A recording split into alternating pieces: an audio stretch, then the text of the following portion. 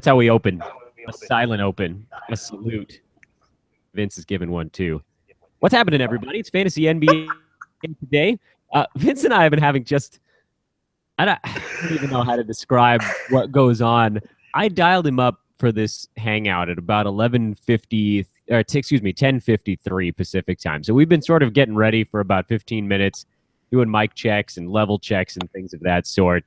And I mean, it is organized chaos. And I don't know how we actually get ourselves successfully on air and then sometimes sound like we know what we're talking about. But it's Fantasy NBA today. I'm Dan Besbris. He's Vince Miracle. Vince, what's going on, man? I haven't talked to you in a couple days. First off, I missed you, Thunder Dan. Secondly, you want to know how? Yep, blowing you a kiss. Thank you. Put that bad boy in your pocket.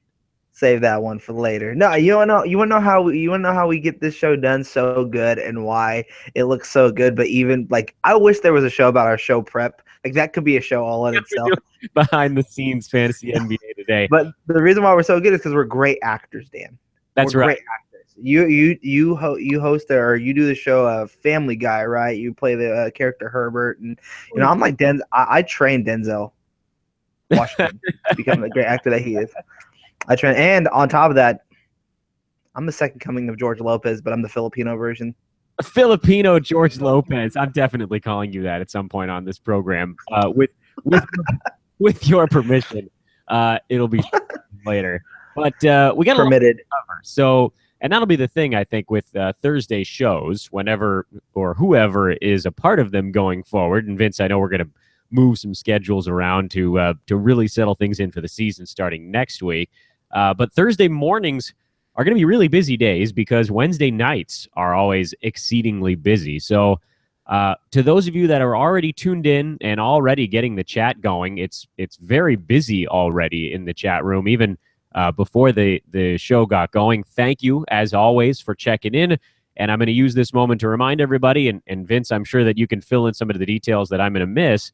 But this is the last week. Today and tomorrow, I believe, in fact, are the last two free live NBA Today shows, barring, we'll have a live one every now and again. Vince, you and I will probably do a live show every couple of weeks just to kind of lob one out there and have a little bit of fun for the YouTube subscribers. But this would be the last ones that are part of the official schedule, basically. Vince, you're still going to be hosting Fantasy NBA Tonight, which will be live all 5 days of the midweek, and we're even working on trying to get some weekend slots full. But those, of course, will be for premium subscribers. And I know from talking to Aaron Bruski that you can go to hoop-ball.com and click on premium. But beyond that, I don't know how people truly get connected on that side. And that's where I need your help, Vince, because you're over at Hoopball HQ. You've got all those god-awful Sacramento Kings jerseys around you. So fill in the details. By the way, go Lakers, too. Oh, man, a god-awful Sacramento Kings team. First off, we're starting a whole new era of Proud at a brand-new arena tonight. Gonna be there. Gonna be sweet. Look out for hoop-ball.com's coverage. AB's gonna be there as media. It's gonna be amazing. But your Lakers suck. But to become an in-season premium subscriber, all you have to do is go to hoop-ball.com, click on the premium side, click on in-season membership, and you can actually get it all the way up until November 1st. Right now, you can get it for $19.99, so it's actually really cheap as it is. But because you guys have been so great in that this is the final week of these free videos, we're going to be giving out another promo code for a 15% discount on this premium membership. Use promo code TNT. Not Dynamite, but it just TNT, because we're gonna be watching two back-to-back games tonight that I'm actually very interested in, with the Clippers in Portland. And wow, I'm blanking on the second game. What's the second game on TNT tonight? Bulls somebody, because I know they haven't played yet. That's all it was. It was the Bulls. I'm interested to see how gross the Bulls look, and I think they're gonna implode, from a reality standpoint. Maybe fantasy, there's some assets there, like Mirotic, and we'll probably talk about him a little bit later. But yeah, become an in-season member. Join the Fantasy NBA Tonight team. We're going to have so many different people in there. Dan hosts it on Wednesdays, taking all of your fantasy basketball questions, no matter the size of the league or what type of league you are in. We are there, and we are ready to answer all of your fantasy basketball questions. Let's So get to today's. yeah, I mean, I'm not going to necessarily apologize for the fact that we do have to shill just a little bit, but frankly, we're doing a lot of hard work over here, so we'd certainly appreciate it if folks were able to kind of reward that a little bit, put a couple coins in the piggy bank, keep this freight train going. But of course, Fantasy NBA Today, the show that we're doing right now, Vince, and moving forward, this will always be free. The only issue that people face is you're going to get that recap and you're going to get that look at the upcoming games in the middle of the day. So this show will be probably released around lunchtime most days going forward. It'll be via a very standard podcast stream, so you can subscribe to it on iTunes starting on Monday. It'll have its own channel, and it'll bump right into your mobile device, and you can listen to it. It'll probably be around 40 to 45 minutes daily, where myself, Vince, Aaron, whoever, we break down what happened the night before, pickups, drops, trade ideas, things like that, and give you a look at what's coming up that night. So if you're in a league where you need to make a move immediately, we're talking like 10:06 p.m. Pacific time, right when those games end, Fantasy NBA Tonight is the show for you. Get that premium membership. If you're in a league where nobody's really allowed to do anything until the following day, Fantasy NBA Today will be fine. This will be, again, very similar to like a daily breakdown. I think we call it the daily dish at Hoopball, right? It'll just be audio format instead of written format. And you can get to listen to myself and Vince yammer back and forth and do voices and make jokes about our NBA teams of choice. So, that being said, logistical stuff done. Let's take a quick look at yesterday's games. And I talked with Jordan Smith last night on NBA Tonight at great length about all of them. And, of course, that's a haul because I believe there were 10 games yesterday.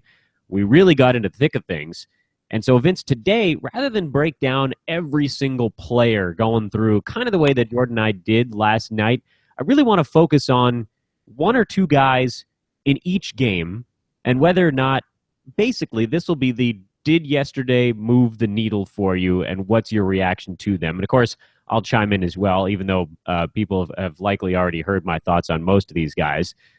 So Dallas, Indiana, Vince, that was the first game to start. It was the second game to finish, thanks to overtime.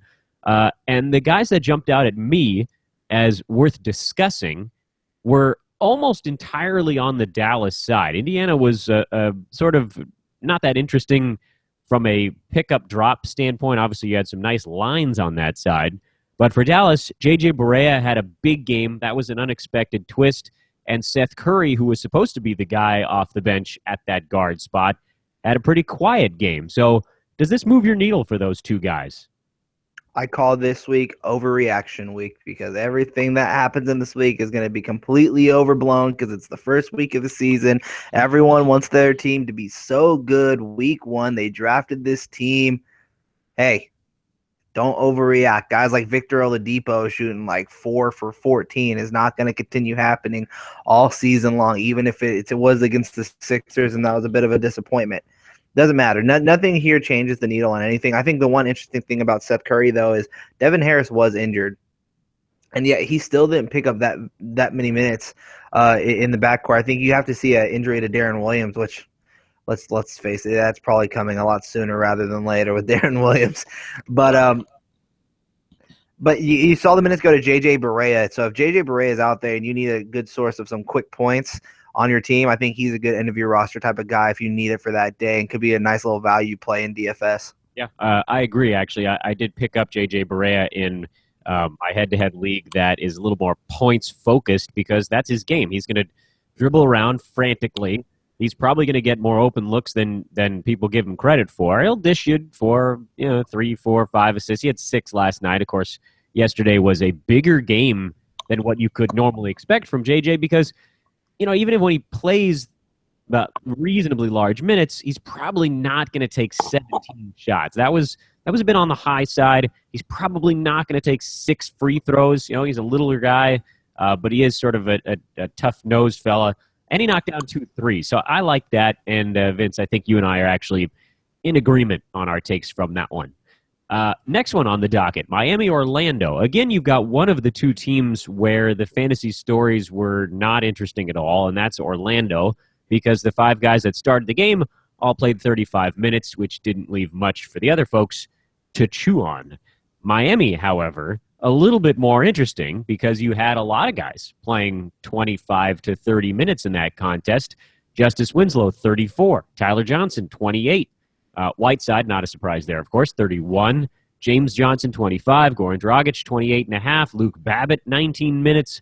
Rodney Magruder played 23.5, and Dion Waiters clocked in at 33 minutes, second most on the team. But, of course, no Josh Richardson, no Josh McRoberts, no Derek Williams. Playing yesterday, the one of those 3 that is relevant is Josh Richardson. So your takeaways from that Miami side, Vince? Hassan Whiteside missed all 4 of his free throws, so that's a little bit of a disappointment. I mean, that kind of sucks. People were hoping that he could continue his free throw spree that he had at the second half of the last season, and he was struggling through the preseason. It looks like he's still struggling going into the regular season as well. 0-4 from the free throw line, but 18 points, 14 rebounds, and 4 block shots. That's a line you can expect from Hassan Whiteside almost on any given night. So I think that's a promising sign. I think another interesting note from this game was that Dragic didn't even exceed 30 minutes. He played 28 minutes in this game, and I think that's where you're going to kind of see his minutes. It's probably between that 28 to 32-minute range. I don't think he'll ever exceed to 35 minutes at all, unless it's probably an overtime situation when they absolutely need him. But he was still very effective, 6 rebounds and 6 assists to go on with about what I believe was 15 points. I'm looking it up here. 16 points, 6 rebounds, and 6 assists. So, I mean, he's going to be able to put up the numbers. His stats are there. I think Winslow proved, once again, I've been high on Winslow throughout the offseason. Dan, you've heard me talk about how high I am on Justice Winslow. He was in the game. He played 33 minutes, and he was able to produce. And I think that's a type of line that you can see from him moving forward. And they're going to need him to step up. He's going to be a big part of that offense, and he's the future of that team. We got a question in the chat room that was related to Josh Richardson because he is injured at the moment. So I guess we can sort of just peel off for a second and make sure that we hit that note while we're looking at this game. It was a Richardson versus Gary Harris versus Dario Saric discussion. And basically, I think our job here, Vince, is to rank those 3 guys in terms of who I'd like to have on my team. I'll tell you right now, the safe play among them is probably Gary Harris. Dario Saric is the guy who has the highest upside. And Josh Richardson, to me, is actually, he probably brings up the rear on those 3, if only because nothing is really guaranteed for him. We think he's going to be the starting shooting guard when everything is said and done. And we think he's going to have a decent opportunity to put up some numbers. But if you look at the games where he was more of a feature guy last year, 17-ish points, which was nice, a couple of rebounds, not many assists. He can get you a steal, a block, and a 3, which is a nice combination, but he's not going to blow the roof off most nights. So to me, that's where I look at those 3 guys. Saric is the one that could really go across the board for you. And Gary Harris, we saw what he can do when he's seen minutes last year. Nice threes, nice steals, nice points, but not much else, but pretty safe. Yeah, I think if I had to rank them and you have the choice of them all right now, I might go Harris and then Richardson. Just because Sark with the upside, I want the upside on my team for the end of the season, especially with my team that I have in the Fantrax League and with us and there's a couple of my other leagues. I have a pretty good roster, not going to lie. I like my teams. Michael Kidd-Gilchrist versus Justice Winslow was also the first question to come in that chat room. Winslow. Yeah, I agree with that. I think what you saw 100%. From Kidd-Gilchrist yesterday was probably the high point for him this year. Really happy for MKG, by the way. That's really nice to see him out there putting up good numbers. I like Charlotte. I've said that before. They're a fun team, and I like to root for them. But he's points and rebounds. That's what he does. And if he gets you any defensive stats, it's a bonus. So, you want to take Justice Winslow there because he's more well-rounded, and that's what you're looking for a fantasy team. That same question, Vince, by the way, said, is Terrence Jones' drop worthwhile for either of them? I would say definitely for Justice Winslow. And Terrence Jones and Michael Kidd-Gilchrist, to me, are pretty much neck and neck, where I like what Jones could do if he sees some more minutes. But MKG may be a little bit, again, of kind of your safer play if you're looking for 2 categories and 2 only. Yeah, I'd say you drop Terrence Jones right now and you rush to go get Justice Winslow because I think Winslow's going to get high minutes. I believe he's the youngest player on that Miami Heat team right now. He showed what he can do during his rookie season last year. He's good defensively. He showed in college he has that 3-point shot. I think you're going to see him use that in the NBA this year, as we saw last night a little bit. He's got ball handling, but he can do a little bit of everything. And I think his offensive role will continue to increase as the season progresses. And they need him to take more of the ball handling duties away from Dragic at times, especially with the up tempo pace. So I absolutely love Justice Winslow for a drop of Terrence Jones, but Michael Kidd-Gilchrist for Terrence Jones, I think you keep Terrence Jones on your team. I think Terrence Jones, as long as he's healthy, could give you 3-pointers, he gives you blocks, he gives you steals, he gives you rebounds, he gives you points. It's just about the minutes there. And Omer Asik, I don't know why he's starting over him. I think there's a good chance you could see that be swapped at times. Alexia Agencia, come on, stop it. Terrence Jones is a good basketball player. Keep him on your team for a guy like Michael Kidd-Gilchrist. Kidd-Gilchrist can get you a steal and a half or so. He doesn't turn over the basketball that much, but he also doesn't knock down free throws consistently. He's not going to be scoring the basketball as often in each game. I guess you could say the same thing about Terrence Jones, but I guess I'd rely more on Terrence. I'd put money on Terrence Jones than I would on Michael Kidd-Gilchrist. There was actually a different question from the chat room that was basically along those same lines. It was the Jones-Winslow MKG comparison, but Bojan Bogdanovic got thrown into the mix. And for my money, again, it really depends on need, because now you're talking about a guy that fills a very different stat set. Bojan is a guy that's going to hit you some threes. He's going to get you a decent free throw percentage. He'll score you some points, and he'll probably grab a couple of rebounds. I like Bogdanovic over MKG, but I probably like Terrence Jones over both of those guys long term. And then, of course, Justice Winslow is still your obvious number one there. Vince, how does Bojan slot in for you?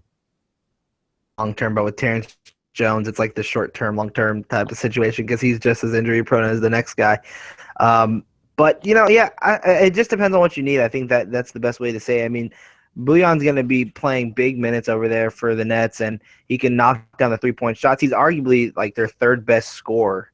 So he's definitely going to get the minutes, and he's going to see shots. He's a fearless shooter. He can hurt you in the field goal department, though. He turns over the basketball at times. So, it just depends on what you need. Do you need the points and three-pointers, or do you need the rebounding, decent percentages, and the other stats that come from the defensive side of the ball? So it just depends on what you need. I would probably go Terrence Jones over both those guys still as well, knowing that he's going to be getting the minutes.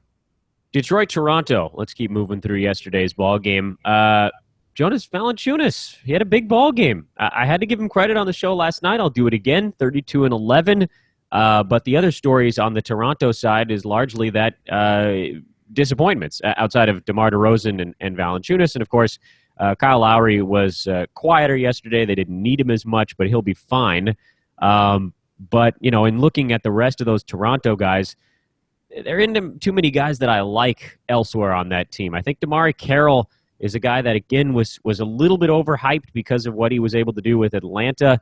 But, I would keep him on my team. Don't drop him after one slow ball game. On the Detroit side, again, you had a slow game from KCP. You had decent games from Marcus Morris and Tobias Harris.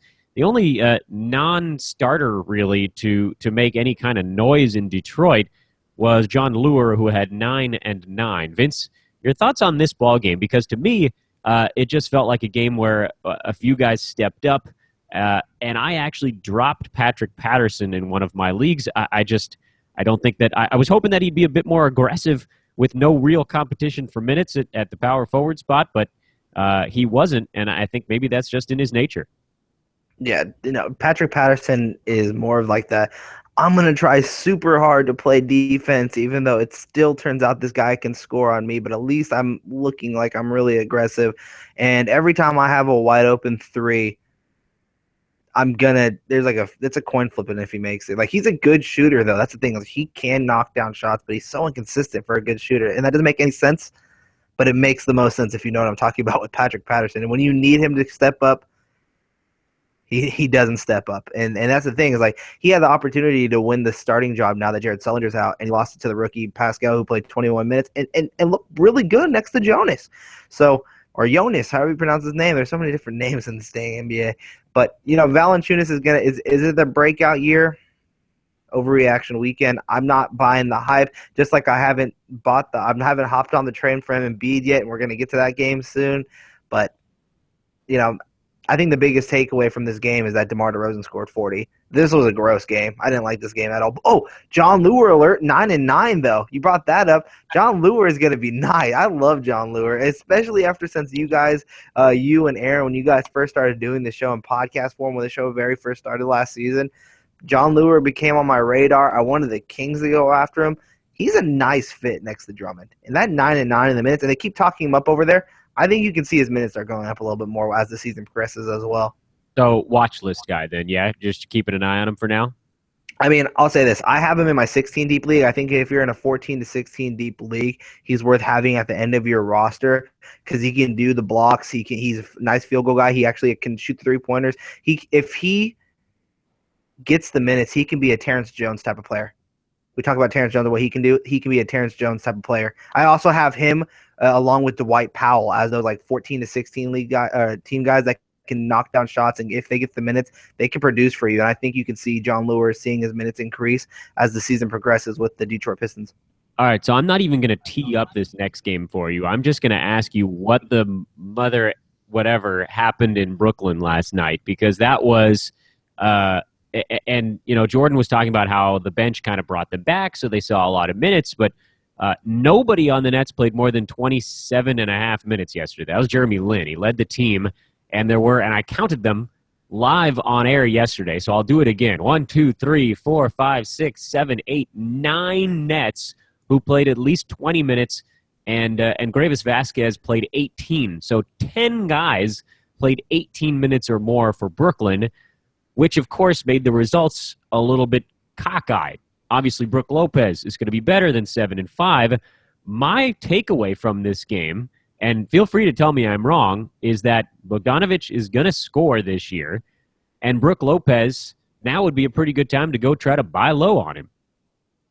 Buy low if you can, but also know that whatever you're buying, it's damaged goods. I mean, he's going to be we keep bringing up all these injury-prone players. He's another one I get scared of. I've stamped him with someone else's headache already. But when he did not look good in this game. Again, don't overreact. It's one game. But Justin Hamilton, wow. I mean, he showed up, 7-footer, played minutes. He looked good in this game. He did get kneed in the stomach, though, by Jaylen Brown. But I thought it was a very encouraging way for the Brooklyn Nets to start their season, even though it wasn't a loss, because at least they looked a little bit more competitive than they did last season. But I'll say this too. I really like this Boston team. I don't care if it was a close game with the Nets. I really like this Boston team. I like what Horford brings. 4 blocks. He filled it up across the stat sheet last night, and he fits that team so well for what he can do in the high post, the low post, and knocking down the shots. And it opened up the door for a guy like Isaiah Thomas to move around and not have the ball in his hands and be trapped in a lot of situations. And then the pick and roll, him and Horford together work very well because Isaiah Thomas is one of the most underrated pick and roll players because of his size in the NBA today. So I love that Boston team. I think it was a good, entertaining game, but at the same time, it's the Brooklyn Nets. I wouldn't expect these type of big explosion points throughout the regular season, but it was a nice overreaction day. All right, yes or no on this? Pick up Bojan Bogdanović, Justin Hamilton. Ooh, I think they're both worthy of a pickup. Honestly, Justin Hamilton, as long as he's going to be given the minutes, I think there's talent there, and we saw it. We saw it through the preseason. We saw it in that last game. There's talent to be had there. I think he has a good chance to bring up maybe top. I'm looking at him. He can get to the top 110, and which is worthy of having on at the end of your roster. The rebounds, it looks like he can score some points. I wouldn't expect that high of numbers though. I mean, just have your tempered expectations when you're going after these guys. But Bogdanović, I think, as long as you need points and you're okay with the wacky field goal percentage, Bojan can give you those points that you definitely can use on your team because he's like I said, he's the 3rd best scorer on that team. Joe Harris, pick up. And see. I'm leaning no on this one. To me, that's your real fluky line of the night. 16-4-3, 4 threes, 2 steals, and 2 blocks. I mean, he had one of the lines of the night, actually, if not for a guy like Anthony Davis, who really stole the show, but in terms of a guy that nobody had heard about, to give you 8 money counting stats, I mean, to me, this is a situation that is not going to replicate itself in the near future. There's too many bodies down there, so I'm leaning no on that one. Keep your eye on Kilpatrick. Keep your eye on Kilpatrick too. Add him to your watch list. I think Kilpatrick is a nice scorer for that team that they can use off the bench. Yeah, you kind of have to He's see. gonna be inconsistent though. Yeah, a lot of guys are on that team because if there's 10 guys playing 25 minutes, there aren't going to be too many guys that are knocking the doors down. So keep your eye on some Brooklyn Nets, a couple of guys that we both thought were worthy of probably snatching up now in a 12-team league. So there's your thoughts from that ball game. Minnesota-Memphis, Vince. The Minnesota side, no real surprises, really. You had 5 guys play 33 minutes or more. Chris Dunn played 15 and was mildly productive off the bench, and that was kind of it. The Memphis side, again, when you've got a lot of guys playing slightly fewer minutes, you got a more interesting story. So a guy like Wade Baldwin, 3 steals and 3 blocks in 24 minutes. James Ennis, 15 points and 6 rebounds in that ball game. Andrew Harrison played 38 minutes and didn't do anything with them. But, of course, no Chandler Parsons, no Tony Allen, no Brandon Wright. There are a lot of minutes that are about to get gobbled up if those guys ever get healthy, if. It's an if. So to me, Memphis is a team that is really more of a kind of sit back and watch for now, because anybody that you pick up, their role is going to change in the next couple weeks. I'll say that I love seeing that Wade Baldwin was successful in his rookie debut. 7 points, 5 rebounds, 6 assists. I mean, he's a guy who I feel could have, kind of slid in the draft. He can do a little bit of everything for a team, especially for what he did in college. And I think he's going to fit in just fine with that Memphis team. And to have Mike Conley there, I think is going to definitely help his development.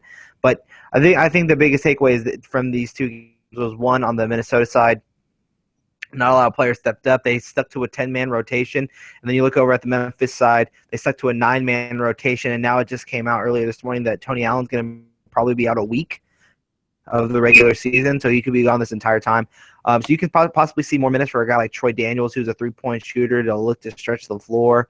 But I think this is what you're going to see from both teams. I think you got a good look at what you're supposed to be projecting with stats and from what you can expect from all these players moving forward through the regular season. I don't think there's any surprises at all from either side. Charlotte, Milwaukee, and I have to bring up Roy Hibbert. I've been told that I have to by the chat room, but I already did it last night, so there's only so many times that I can say congratulations if you had Roy Hibbert for the one game a year where he plays well. It's almost always the first game of the season, and then he almost always runs out of gas within a couple of days. I'm not buying it yet. I'm not buying what Roy's selling. Cody Zeller played 14 extremely productive minutes off the bench, and it's just a matter of time until he gets right from that bone bruise and gets his conditioning in shape, and he'll be playing 28 minutes, and Roy Hibbert will be taking the other 20. So, again, don't overreact. Otherwise, in Charlotte, Vince, nothing of note. I mean, Michael Kagikros had a nice ball game, and as we mentioned, he's worthy of a roster spot. But to me, Cody Zeller is still the center to own there, at least long-term. Maybe you want to ride Roy Hibbert for a week, 2 maybe, but I don't see it going much farther than that. Yeah, I'm not buying the Roy's World over there. That's the name of his Twitter handle, right? Roy meets World. Yeah, I love that. I'll give him credit for that. It's a great Twitter handle. Let me ask you this though: like, if he has another productive game, are you gonna buy it? Like, he had 5 blocks, and he's back in the Eastern Conference where he had those productive years with the Pacers. If he has one more good game, are you looking at him, or is your heart still too broken from what he did to you as a Laker fan? Yeah, I don't think that I could own him. I just know that as soon as things start to turn, they turn and they stay sour. He's emotional. He's going to have a bad game. Cody Zeller's going to supplant him, and then we'll forget about this week. But yeah, I mean, he should have a decent week. It was a good first matchup for him against a team that generally attacks the basket. Milwaukee's a club that doesn't shoot from outside very much, so Hibbert was kind of involved around the rim. Antetokounmpo takes it to the basket. Greg Monroe plays around the hoop. Jabari Parker, mid-range guy. I mean, you're talking about a team that doesn't shoot from outside. The Bucks made three, count them, three three-pointers yesterday. It has been a weakness for them for a couple of years, and with no Chris Middleton, it actually only gets worse, especially with Tony Snell out as well. And Mirza Teletovic, who was supposed to be the guy to remedy that, didn't make a three-pointer last night. So it was a good situation for Hibbert. He got to go up against a team that generally plays a big guy, and he took advantage of that. And kudos to him, and kudos to you out there if you had Roy and you had the gall to roll him out there yesterday. It turned out to be a very smart move. But, to me, I'm still on the Cody Zeller side. I'm not starting Cody Zeller this week. He's barely fresh, but I'll tell you what, if he comes out and gives you 15 points in 14 minutes, that's his way of saying he's getting right, and it's not going to take too much longer to get him there. But the Milwaukee side, Vince, to me is actually the more interesting side of this thing. Teletovic played 28 minutes and only hit 3 of his 12 shots. But I think what people can expect from Mirza, and again, feel free to disagree or correct me, is if he makes a couple of his threes, he'll get you 15 points and 3 rebounds. If he misses his threes, you get 6 points and 3 rebounds. And to me, unless I am desperate for threes, he's not a guy that I really trust all that much. Mirza is the new Steve Novak. That's who he is. Ouch. Mirza is the new Steve Novak. You did exactly what Steve Novak used to do for the Knicks. Hey, I'm going to stand in the corner and shoot some threes for a team that needs some more shooters. I'm going to shoot it. I'm going to grab a rebound, and I'm going to give the guy the ball who can handle it, and I'm going to go stand back in my corner. You find me, I'll knock it down. If I miss it, then, take me out of the game. Can we call the Bucks Mirza's corner for the rest of the year? That could be fine. Like Mirza's corner. Like a beanbag in the corner of a living room with a little fire going, and Mirza's just reading you children's novels. Welcome to Mirza's corner. Where you make a lot of money if you knock down some shots. Yeah, but so if you want a 3-point, that's the thing. He's out there in a lot of leagues. So if that's what you need, you can go get him. But to me, there's easier ways to get your threes, and there's guys out there that can hit threes and do some other stuff for you. And Teletovic, he won't. He's not going to do those other things. It's just not who he is. And to me, that's why I'm not a huge fan of him. Vince, you pretty much called Dellavedova right on the nose, by the way. I think you said 10 to 12 points and 3 to 5 assists, and he went for 11, 3, and 3 with a three-pointer yesterday. So if you snapped him up at the end of your draft, you probably got what you were looking for there. Jabari Parker had a slow ball game. Greg Monroe was fine off the bench. Got you a couple of blocks, which was better than usual. And, of course, Giannis was a big boy, pretty much playing on his own for that Milwaukee team. Any storylines that we missed from that ball game? Storylines you missed from this ball game. Greg Monroe came off the bench, and he still had a double-double. I thought that was interesting that they decided to do that. And let me ask you this. Do you think they did that because he's looking to get traded, or that they're looking to trade him and they're trying to preserve him a little bit? But, I mean, he still saw good minutes, 29 minutes in the game, 14 points, 10 rebounds, 3 assists, and a steal with 2 blocks. I mean, he's going to be a productive big man for that team. One, does he keep coming off the bench? What do you think they're going to do over there? I thought that he was going to get traded, but they may need his scoring now. And I think maybe they brought him off the bench because Antetokounmpo and Parker are going to be the 2 guys that handle the scoring load in that first unit, and they want a little punch coming in off the bench because, I mean, look at the other guys that they're going to bring off their bench. Teletovic is really the only other one that has been known to score and is in his 20s or 30s because, the other option there is Jason Terry, and he's 53. So, I mean, your options are slim. Rashad Vaughn, not a scorer. Michael Beasley is, but how long do they actually trust him? And Miles Plumlee was horrendous. Yeah, Michael Beasley was a scorer who didn't even score, and he scored 2 points in his 19 minutes. So that it was just a bad night for the Bucks. I think you'll see him have better nights, but they're missing out on some scores. I mean, they have some scores on their team, and when they're not knocking down their 3-point shots like a Mirza, like a Beasley, they're going to have nights like this where they're going to struggle to be able to get to 100. Denver, New Orleans. Big game from Anthony Davis. The questions I know, Vince, that people are going to be getting right now. What of Nikola Jokic? Does anything change there? My answer is no.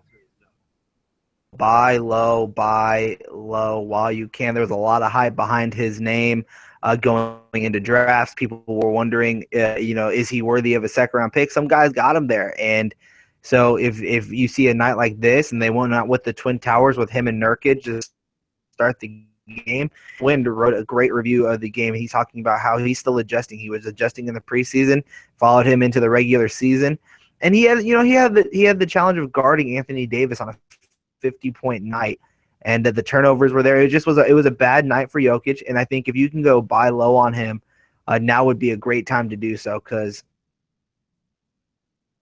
rest of the season outlook for a guy like Nikola Jokic. Do I need to ask you the same question about Dario Saric in the next one?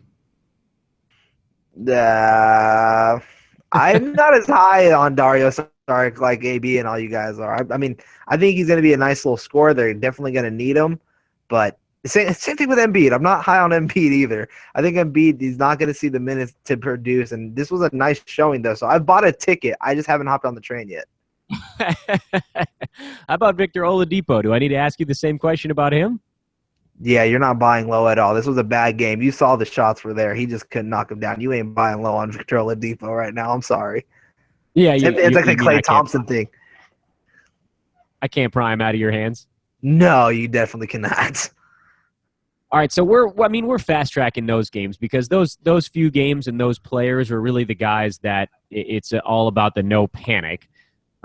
Moving into the late action, because to me, you actually had one of, if not the pickup of the night. And I know maybe this is going to sound crazy because we talked about a lot of guys earlier on this program that were really intriguing players to have on your team.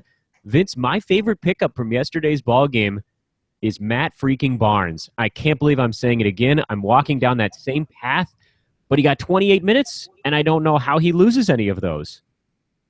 Oh, he's not going to. Cousins loves him. Jaeger loves him. He's going to be on the floor. He's one of the team's best defenders. And honestly, they're going to be doing a cycle there at that small forward position because what's going to happen with Rudy Gay is a huge question mark here for the Sacramento Kings. Will he be traded?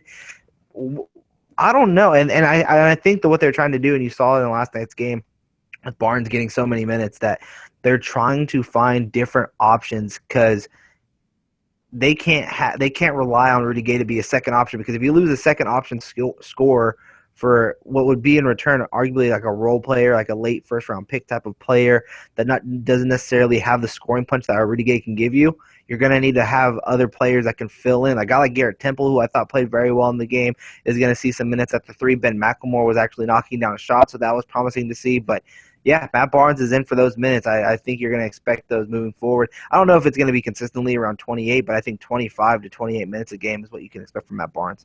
I would love 25 to 28 minutes from Matt Barnes because he's shown over the years that when they actually play him, whatever team he's on, he's a guy that can do those 3 money counting stats, and he's an excellent rebounder at the small forward position. So he's a guy that you can usually count on in 28 minutes a game to get you about 8 to 10 points. I think 14 was on the high side for him yesterday because he made 2/3 of his shots. You go 6 for 9, you're going to have a few more points than usual. That'll probably bounce back and forth between 6 for 9 and 4 for 9. So on that night, he scores you 10.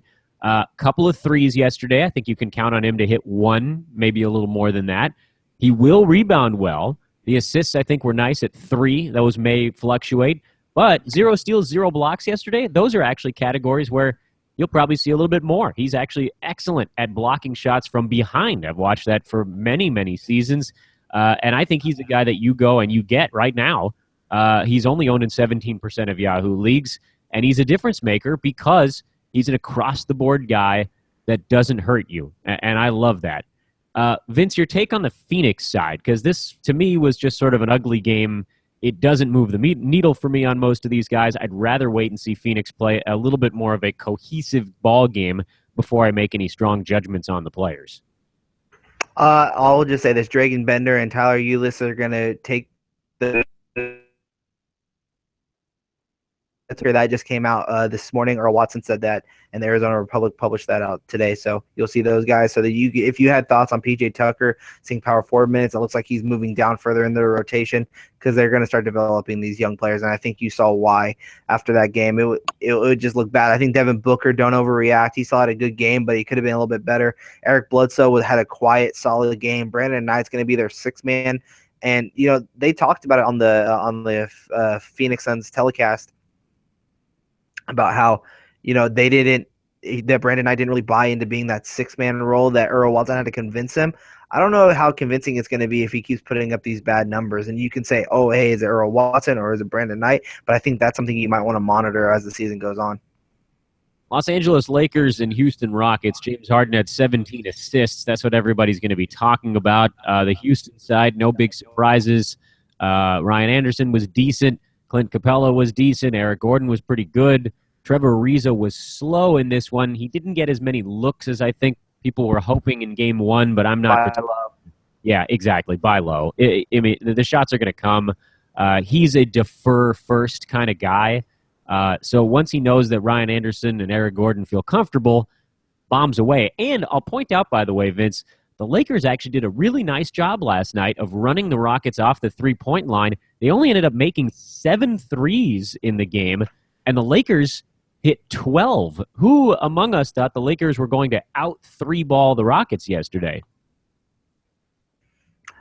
Yeah, that was interesting. Also, ice in my veins. D'Angelo Russell, nice pick in the middle rounds. If you got him, the scoring punch is going to continue to be there all season long. I think you're going to see that CJ McCollum breakout type of year for D'Angelo Russell, and I think that's a good comparison to use him as a CJ McCollum type of player. I think the 3 assists, hopefully that can go up to maybe around like 4 or 5, but I don't think you should expect him to have that many assists. He's going to be a scorer for that team.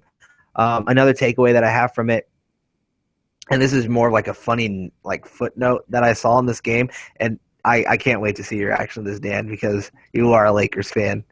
How funny was it to see that they started a backcourt of D'Angelo Russell and Swaggy P after what happened last season? Well, Vincent, I believe you need to refer to him here as Uncle P. Didn't he request a nickname change?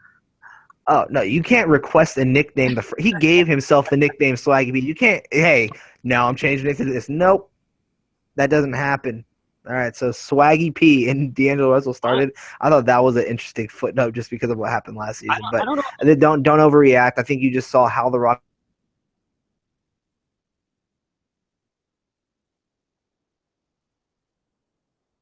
Well, Vince, I think we may have lost you there. It seems like the computer on Vince's side may have crashed. He's frozen, staring into the camera. So hopefully those of you watching live are enjoying that look at Vince as much as I did. I'm going to see if I can punt him here, and we'll see if he can get himself joined back in, and we can finish up the program. In the meantime, I'm going to take a look at one other guy from yesterday's game, and then we'll get started looking at some of this evening's ball games. Last night, Timofey Mozgov had 12 and 8 for the Lakers. Some questions came in about what to expect from Timofey, and I think yesterday was a decent example, because it was a fast-paced game. He played fewer minutes because of that pace, but he also got easy buckets because of that pace. So to me, those things cancel each other out. 12 and 8 is not that far off what you'd expect. He'll probably get you a block on a lot of nights, but of course, Houston and James Harden draws a lot of fouls. And to me, and I think Vince actually talked about it on an earlier show, Mozgov, anywhere from, I would say, 8 to 14 points on a given night, probably anywhere from 6 to 10 rebounds on a given night, and about a block per game. So he's your very average last-round center, but he does fill a need for a lot of fantasy ball clubs.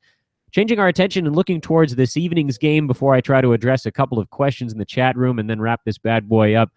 Again, still waiting to see if we can get Vince back into this thing. His computer seems to have crashed, and I know actually Aaron Brewski needed him, so it's possible that we may have been sabotaged by AB himself. Tonight, Washington is in Atlanta. The Wizards play their season opener. We'll get a look at whether or not John Wall can actually play more than 32 minutes a game. We've heard a lot about the bulky knees. He came out with a quote saying that he really can't play more than about 7 or 8 minutes at a time, so that is a little bit unnerving for those of you or us who drafted John. I did not in my leagues, simply because I was a little bit concerned on that front. So that's something to keep an eye on, assuming that it is indeed a close ball game. Atlanta on that side, the Hawks also play their season opener. We get a look at Dwight Howard next to Paul Millsap, and we see how that front court goes. And Dennis Schroeder just got himself a really nice contract extension, so we'll see if he lives up to the hype in that department as well. I've talked about it many, many times in the past. I really feel like Dennis Schroeder is a much, much better pick in a head-to-head league versus a rotisserie format. In Roto, some of the deficiencies will weigh you down. In head-to-head, you can kind of absorb those on a week-to-week basis, and as a result, I actually have him in my head-to-head league. I think you're going to see some really nice points, assists, three balls from Schroeder, and I'm hoping that he'll get you a few more steals this year as he settles in and doesn't really have anybody breathing down his neck. Other games coming up tonight. Boston is in Chicago. The Bulls play their season opener. This is a game that I'm going to be watching every second of, if possible. I have a couple of Bulls on my fantasy team. They are named Nikola Mirotic and Taj Gibson. Taj, of course, was picked up in my club when Jared Sellinger went down. So he wasn't a guy that I was that high on, but of course he, like Moskov, will kind of be that last round big guy where he'll score you some efficient points. He's not horrible at the foul line, probably block a shot in this ball game. He'll probably get you a few rebounds, the ones that Robin Lopez does not scoop up. And Mirotic, I think that there's really no way that the Bulls can get through a ball game without Nikola seeing some significant action. They don't have a choice. Doug McDermott is the only other guy that can score for them from the perimeter, I should say, from the three-point line. They have plenty of guys that can score near the basket and at the mid-range, and I think the Bulls and Fred Hoiberg will have no choice but to give Mirotic some time. The question is, how and when is that going to be the case? The Clippers play their season opener as well. They're in Portland. We know a little bit about the Blazers already. The Clippers, I don't think we'll see too many surprises. The one guy I'm watching on the LA side is Wesley Johnson to see if he can separate himself at the small forward position and play enough minutes to be relevant. Portland, again, keep an eye on those small forward minutes for that club as well. I think they're going to bounce around Evan Turner, Alan Crabb. You can call them shooting guards as well. And possibly Mo Harkless is also kind of in that mix. And we'll also keep an eye on the big man spot. I see Vincent. He's back in the show. Vince, we lost you and things were tough. I started to look at today's ball game, but I thought maybe you had fallen into the ravine. No, see, for some reason YouTube doesn't like me today. Maybe because I've been talking so much bad about your Lakers. That's right. Don't mess with us in LA. We control things that you don't know. New era of proud. I don't know where we are, but I'm willing to just step right in and start giving out advice wherever we are. Actually, you got back just in time because I'd gone through the first three games of tonight's card, what I'm looking for in them, since a lot of these games are season openers. And we just got to the last one on the docket. The new arena opening in your backyard, Vince. What are you looking for in this ball game? Because this is going to be a heck of a test for your Sacramento Kings.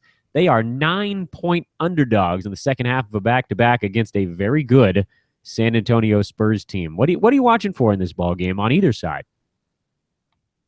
I'm looking for DeMarcus Cousins to stay out of foul trouble. He dealt with foul trouble against the Phoenix Suns, but he should be able to handle himself very well against a guy like Pau Gasol and against a guy like LaMarcus Aldridge, who are not the greatest defenders. So I'm going to say feed the boogeyman in this one as well.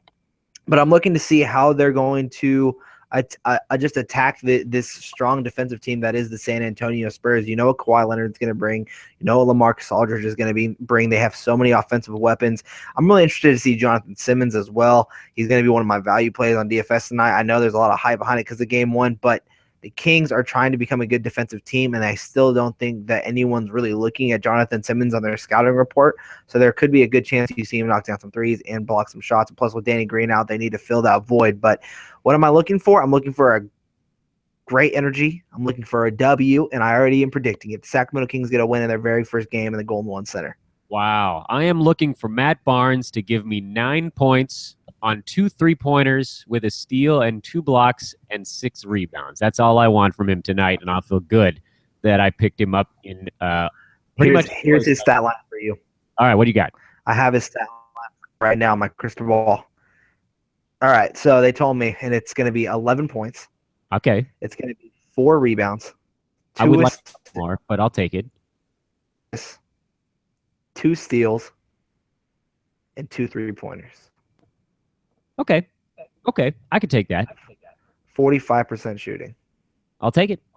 Honestly, that I mean, I would live with that all season long. What a guy to be able to scoop up. I really I'm high on him, and this will be an interesting test because they're playing a good team, and Barnes may get tasked with defending Kawhi Leonard from time to time, so that may take him down a peg. But of course, he's a guy that actually kind of feeds off of his own energy on defense, and I don't know that having a tough assignment would actually diminish his numbers in the ball game. So we'll see how that shakes out. Vince, let's take 2 or 3 questions real quick, and then we'll put a bow on this bad boy.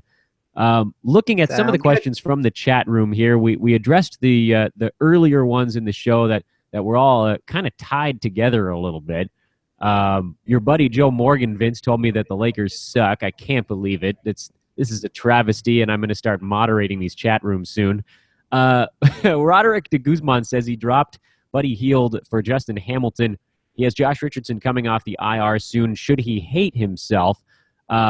Strong words, Roderick, about hating oneself. I mean, I don't see the fault in what happened here. I mean, do you want us to tell you did something wrong? Because to me, I think that all sounds fine. You should go and love yourself. No. Broke damn Besbris for a second over there. He's laughing. He's laughing a little bit. Why did I reinvite you to this podcast, Vince? Please tell me now. No, but no, but I mean, is it a bad thing? Buddy Hield, I think, is going to be a scorer. If you don't need scoring and you wanted to take a flyer on Justin Hamilton, I think Buddy Hield is just as much as a flyer as Justin Hamilton is. But I hope he didn't do it just because of the one-night hype, because I would do say the upside is still with Buddy Hield being a scorer and a three-point threat. But if Hamilton gives you things like you need, like with rebounding, I think he can give you maybe a blocker, a half a block a game to add to your team. That's completely fine. And if you want the field goal percentage, Justin Hamilton will probably provide that for you as well. So it's not a bad thing. Don't hate yourself. Yes. Just love yourself. Don't hate yourself. Yes, I think you're going to see some of those guys bounce on and off the waiver wire for most of the season. That's where I stand on that. Someone asked, what happened to Jarrett Jack? Well, he happened basically what happened to Vince a few minutes ago. I think his YouTube froze and then he just disappeared. Nobody has him yet. Vince, do you see Jarrett Jack landing with any teams this year? Someone surely could use a backup point guard. If he can prove that he's healthy, he's a veteran presence that is always like beloved on other teams. Like, he's a good locker room guy. He doesn't take away from any of the systems that he's in. So yeah, I think that if to be healthy, he'll find himself on another team soon. But not a fantasy team. Movie Dude asks, will TJ Warren be a big part in Phoenix? That's yes. good. And I agree with Vince on that one. Points league question. Looking to drop Jamal Murray for one of these guys. J.J. Barea, James Ennis, Justin Anderson, or, and I write it the way that it was written with 5 O's, Wade Baldwin. Points league. Jamal Murray, do you drop him for any of those guys? Vince, I think maybe Justin Anderson and maybe J.J. Barea. Yeah, those are the only 2 names that are really sticking out to me. But if it's a points league and you really need some scoring right away, I mean, maybe you want to. I think I'd probably go JJ Barea. Yeah. I mean, he's a guy. He's going to see some minutes at that team, and when he's on there, he generally does one thing, and that is attack the basket. So there you go. One of these same guys asked Vince, "What are your thoughts on Wade Baldwin?" I think we covered that during the show, so we're not going to rehash. Do the LaMarcus Aldridge trade rumors worry you about his value, says Westender 316. Well, if game 1 is an indicator, the answer is a resounding no.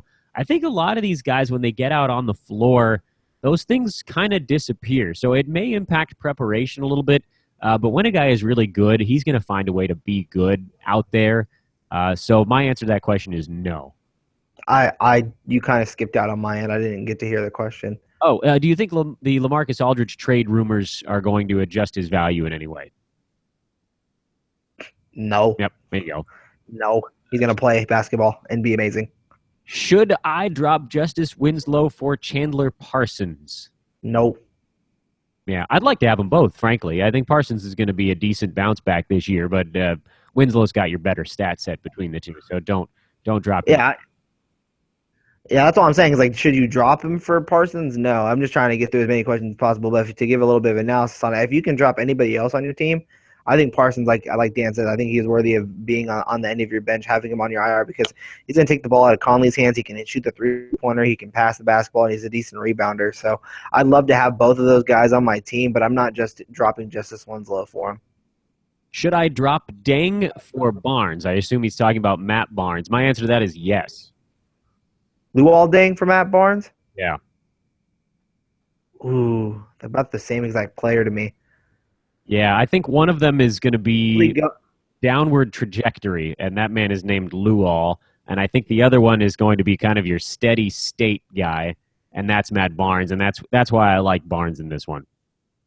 It's so funny that the Lakers saying go with the King, and the King's about to say to go with the Lakers because I think Luol Deng will probably be more stable than Matt Barnes. But Matt Barnes is going to get the minutes. I think they're the exact same.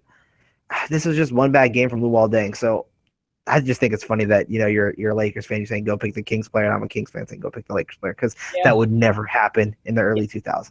Yeah, kind of, to some degree, I do feel similarly about this as I do for that Winslow Parsons question because I think Deng will be good until maybe January, February at the latest. But there's going to be a moment this year where the scale tips, and it's going to be a little bit more of the Ingram show. And Deng is going to be one of the guys who suffers in the minutes department on that one. So, he'll get you some points. He'll get you some rebounds. Where Barnes, to me, is superior is that he does focus hard. He's going to get you some more blocks than Deng. Luol a little bit more in the steals department, but they're both old cats. They're both can shoot from outside a little bit. So, yeah, you're right. They are pretty similar right now. I think Deng has a little bit more of a clock on his value, and if Barnes stays healthy and plays 28 minutes a game, then that clock isn't really there. Someone asks Justin Hamilton or Justice Winslow for a pickup. I think we've answered that question already. Patrick Lowe, the last question, and then we're done. Should I offer Anthony Davis for Karl Anthony Towns? I own AD, but I know he could be number one overall. I just don't think he can be healthy. Would you trade Anthony Davis for Karl Anthony Towns today? Woof. That's a heck of a question. They're asking me, do I want a Ferrari or a Bugatti? I'm going to go with the Bugatti, and I'm going with Karl Anthony Towns. If you can get if you can trade away Anthony Davis for Karl Anthony Towns, I'm taking. I know the upside is there for Davis. Everyone who passed him up in the middle of the first round, and he kind of slid to the end of the first round. They're probably feeling sick right now, and they want him on your team. But if you can get Karl Anthony Towns, I just don't think Anthony Davis is going to be a player that you can just do an easy swap for swap unless that person is absolutely in love with AD. But I mean, you're getting a good player either way. Yeah, I'm with you on that one, Vince. Karl Anthony Towns is the guy that is the reliable play, and Anthony Davis went crazy. So yes, this is sort of peak value for him, and maybe you can flip him for someone who forgets that he's going to turn an ankle and he's going to bump a knee. And you're going to have that week where you just don't know if he's playing, and that week will probably happen 4 or 5 times. So you can sell for a second, probably sell for a second and a fourth for him if you wanted to do that.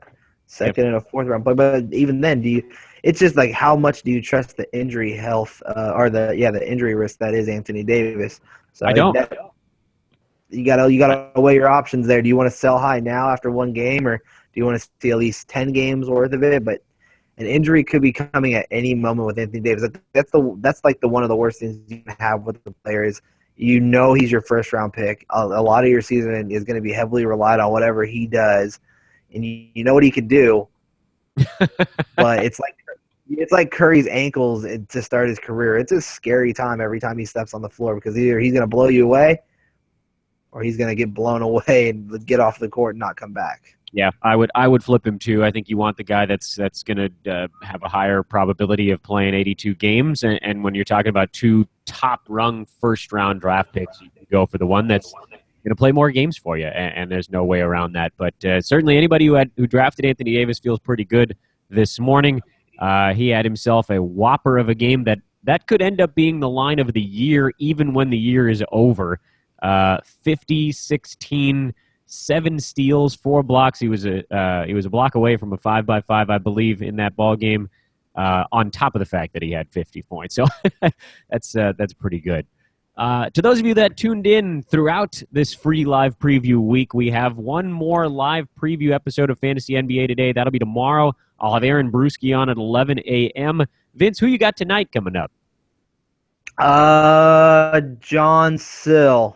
Nice. That's going to be my main man, John. He's going to talk about how he eats his beans during draft. The neurotic John Sill and his pre-draft bowl of chili. So thanks for joining us here in Mirza's Corner this morning. We really enjoyed reading poems. He's Vince Miracle. I'm Dan Besbris. Make sure to click the subscribe button under the video on YouTube. So anytime we do a free live stream, you get an alert that we are going. When we get into the paid stuff, you will not get an alert by subscribing, so apologies for that. But again, you got to go to the premium site and check that out. Vince, what are you pointing at over there? Hit the thumbs up button. This is how you hit the thumbs up button. Oh, nicely done. Yes, click that thumbs up button. Let us know that you like us at least a little bit. We got our first thumbs down last week, Vince. That was actually kind of exciting, and I want to know what I said that upset people so much, or you. We got our first thumb down. Not today. It was, I think, the 3-man one we did with Brewski last week. Well, I know why we got that thumbs down. We probably were sounding too good, and they're like, God, I can't stop but watch this thing. Thumbs down. I'm getting in trouble at work. Thumbs down. That's all right. If you guys, I want you guys to leave all your guys' comments. Even after the show, there's a comment section down there below. The things you love about the show, the things you don't. Leave your questions down there. Dan and I monitor the comments down below in the videos, and we'll answer them if we see them, or they may show up on Fantasy NBA Today. Who is that guy that really doesn't like me? He said a couple of nasty things about the quality of my voice, which is like the last thing I thought I'd get picked on for. I thought he'd say, Dan, you're balding, or Dan, you have a small head, or Dan, I don't like that you wear pajama pants when you do this show. But he went with the voice. That was hurtful. Sweet Jesus. That cut deep.